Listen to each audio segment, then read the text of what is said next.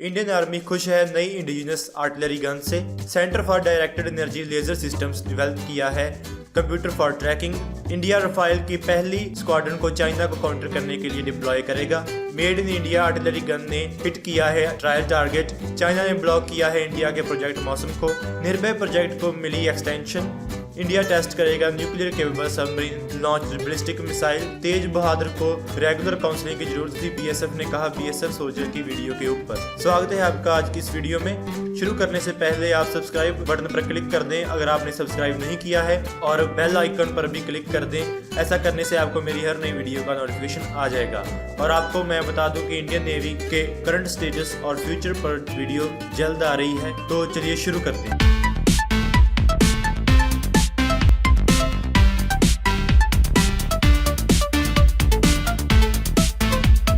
Army ने Thums up दे दिया है heavy artillery gun advanced towed artillery gun system को, जो कि डिफेंस रिसर्च और डेवलपमेंट ऑर्गेनाइजेशन द्वारा डेवलप किया जा रहा है प्राइवेट सेक्टर के साथ कोलैबोरेट करके। ये एक बहुत ही जरूरी स्टेप है इंडिजिनाइजेशन में। आर्मी और डीआरडीओ में बहुत सारे डिफरेंसेस रहे हैं प्रोजेक्ट के मामले में। एक सीनियर आर्मी ऑफिसर के मुताबिक इस गन ने बहुत ही बढ़िया परफॉर्म किया है, और अगर ऐसा ही चलता रहा तो ये गन दुनिया की बेस्ट गन में से एक होगी। ATAGS एक 155mm 52 calibre toad artillery gun है, जिसे कि आर्मी के आर्टिलरी मॉडर्नाइजेशन प्रोग्राम के लिए मिशन मोड में बनाया जा रहा है। अगर आपको इस गन के बारे में ज्यादा इंफॉर्मेशन चाहिए तो इसके लिए भी मैंने पहले से ही एक वीडियो बनाया है, जिसका लिंक आपको डिस्क्रिप्शन में दिया गया है। और centre for high energy systems and sciences Hyderabad ने डेवलप एंड सक्सेसफुली टेस्ट किया है एक single board high speed module incorporating field programmable gate array and digital signal processor. थोड़े शब्दों में कहें तो उन्होंने एक कंप्यूटर डेवलप किया है टारगेट का पता लगाने के लिए और ट्रैक करने के लिए। चाइना के खिलाफ न्यूक्लियर और कन्वेंशनल डेटरेंस बिल्ड करने की पॉलिसी के एक पार्ट होने के कारण इंडियन राफेल फाइटर जेट्स की पहली स्क्वाड्रन को हासिमरा एयरफोर्स बेस में बेस किया जाएगा, जो कि वेस्ट बंगाल में है। Rafale fighter jets nuclear weapons carry करने के केपेबल हैं। हासिमरा एक इंपॉर्टेंट एयरबेस है ईस्टर्न कमांड का। ये एयरबेस रणनीतिक तौर पर चाइना के काफी क्लोज है। ये एयरबेस 1962 इंडो चाइना वार के बाद सेटअप किया गया था। इस एयरबेस पर अभी MiG-27 हैं, जो कि अगले 2 इयर्स में राफेल्स के साथ रिप्लेस कर दिए जाएंगे। इस बेस में आकाश मिसाइल सिस्टम भी तैनात है। राफेल की दूसरी स्क्वाड्रन को हो सकता है कि उत्तर प्रदेश के सरासवा एयरबेस में बेस किया जाए।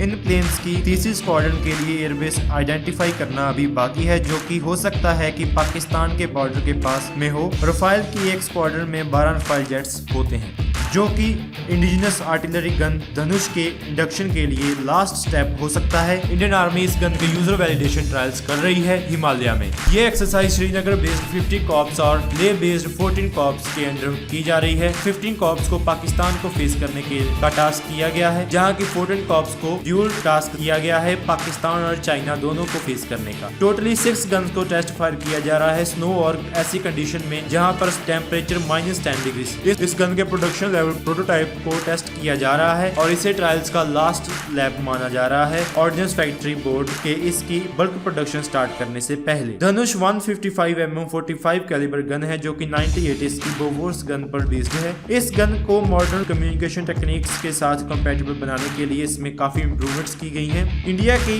NSD में एंट्री को ब्लॉक करने के बाद चाइना अब नरेंद्र मोदी गवर्नमेंट के फ्लैगशिप प्रोजेक्ट मौसम का विरोध कर रहा है, जिसे कि चाइना के सिल्क रूट प्रोजेक्ट का इफेक्टिव काउंटर माना जाता रहा है। प्रोजेक्ट मौसम के अंडर इंडिया अपने खुद के प्राचीन मैरीटाइम रूट्स और कल्चरल लिंकेजेस को रिवाइव करना चाहता है रीजन के कंट्रीज के साथ। जैसे ही इंडियन गवर्नमेंट ने यूनेस्को को अप्रोच किया ट्रांसनेशनल हेरिटेज स्टेटस लेने के लिए प्रोजेक्ट के लिए, चाइना ने रेड फ्लैग उठा दिया और कहा कि इसके साथ उनके सिल्क रूट प्रोजेक्ट में अड़चन आएगी। यूनेस्को के प्रोजेक्ट मौसम को हेरिटेज स्टेटस देने के बाद किसी भी और इनिशिएटिव को अलाउ नहीं किया जाएगा जो इसके एरिया ऑफ ऑपरेशन में इंटरफेयर करे। चाइना अपने पार्ट पर लॉबिंग कर रहा है अपने मैरीटाइम सिल्क रूट प्रोजेक्ट को रिवाइव करने के लिए, ताकि वो इंडियन ओशन में अपनी नेवल एक्टिविटीज इंटेंसिफाई कर सके, जिस एरिया को इंडियन नेवी डोमिनेट कर रही है। चाइना के सिल्क रूट प्रोजेक्ट को काउंटर करने के लिए इंडिया ने प्रोजेक्ट मौसम तैयार किया, जिसमें 14 कंट्रीज शामिल होंगी, जिसमें पाकिस्तान और चाइना भी शामिल है।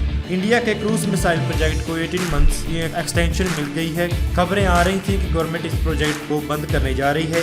एक रिसेंट रिव्यू मीटिंग में डिफेंस मिनिस्टर मनोहर पर्रिकर ने ग्रीन सिग्नल दे दिया है। इसके एक्सटेंशन के ऊपर मिनिस्ट्री ऑफ डिफेंस ने निर्भय टीम को जून 2018 तक अपना बेस्ट डिलीवर करने को कहा है। 2013 से अंडर डेवलपमेंट चल रही ये मिसाइल ने अभी तक एक्सपेक्टेशन के मुताबिक परफॉर्म नहीं किया है। पिछले 4 टेस्ट में इंडिया में बना यह वेपन 3 बार फेल हो चुका है। अभी एक इंडिपेंडेंट टेक्निकल कमेटी फॉर्म की गई है सिस्टम में फॉल्ट्स का पता लगाने के लिए। निर्भय एक रॉकेट की तरह लॉन्च होती है और बाद में एक मिसाइल के उलट ये एक एयरक्राफ्ट में तब्दील हो जाती है। ये बहुत ही कम ऊंचाई पर उड़ती है जिससे एनिमी रडार इसे डिटेक्ट नहीं कर पाते। बैलिस्टिक मिसाइल के उलट क्रूज मिसाइल्स के पास विंग्स होते हैं और टेल्स फिन्स भी होते हैं। अपने टारगेट के पास पहुंचकर ये उसके ऊपर मंडराती रहती है और उसे अपनी मर्जी से किसी भी डायरेक्शन से हिट कर सकती है। इस मिसाइल के बारे में और जानने के लिए आप मेरी और वीडियोस देख सकते हैं। मैंने उन वीडियो का लिंक डिस्क्रिप्शन में दे रखा है। DRDO एक अंडर सी प्लेटफॉर्म को प्रिपेयर कर रहा है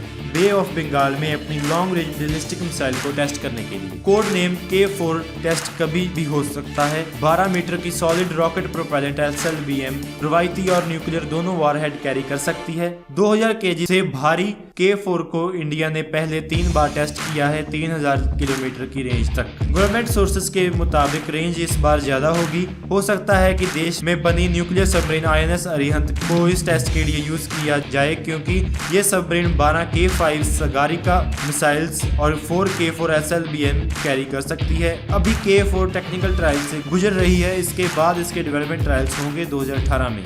चाइना के पास JL2 SLBM है जिसकी रेंज 8000 किलोमीटर है और पाकिस्तान के पास 700 किलोमीटर वाली SLBM बाबर है। चाइना के अलावा SLBM रशिया, USA, फ्रांस और UK के पास है। अपने मैक्सिमम रेंज पर K4 पाकिस्तान में कुछ हाई वैल्यू टारगेट्स को डिस्ट्रॉय कर सकती है बे ऑफ बंगाल से, लेकिन ये चाइनीज मेनलैंड में स्थित टारगेट को डिस्ट्रॉय नहीं कर पाएगी एक स्टैंड ऑफ डिस्टेंस से। इसके लिए इंडिया को एक लॉन्ग रेंज SLBM डेवलप करनी होगी जिसकी रेंज 5000 किलोमीटर। चाइना की ग्लोबल टाइम्स ने इंडिया को वार्न किया है कि अगर वो लॉन्ग रेंज मिसाइल्स डेवलप करता रहा तो बीजिंग पाकिस्तान को मिसाइल बनाने में मदद करेगा। BSF ने बयान दिया है BSF के सोल्जर तेज बहादुर यादव की वीडियो के ऊपर जिसमें उसने सिस्टम के करप्शन को एक्सपोज किया था।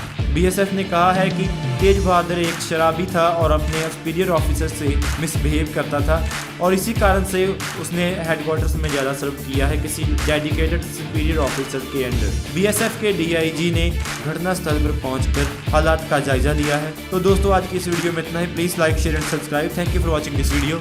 जय हिंद।